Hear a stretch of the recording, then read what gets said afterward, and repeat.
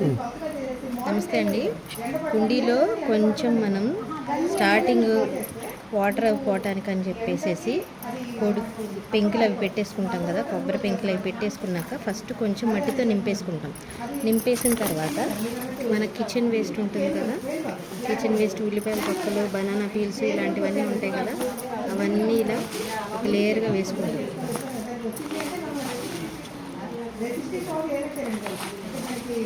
ఇలాగా మొత్తం లేయర్గా వేసుకొని మళ్ళీ దీని మీద కొంచెం మట్టి,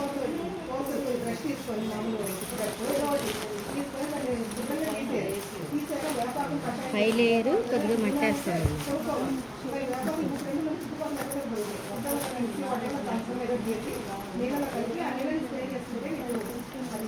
ఇలా layer by layer kitchen waste వేసి మట్టి వేసి ఇలా లేయర్ బై లేయర్ వేసుకుంటూ ఇవి డీకంపోజ్ అవటానికి పుల్లని మజ్జిగ కానీ, లేదా మనకి ఓడబ్ల్యూడిసి వాటర్ ఉంటుంది కదా, ఓడబ్ల్యూడిసి వాటర్ కానీ ఇలా స్ప్రింకిల్ చేస్తూ ఒక 10-15 డేస్ దీన్ని ఇలా వదిలేస్తే మంచిగా కంపోస్ట్ అయిపోతుంది.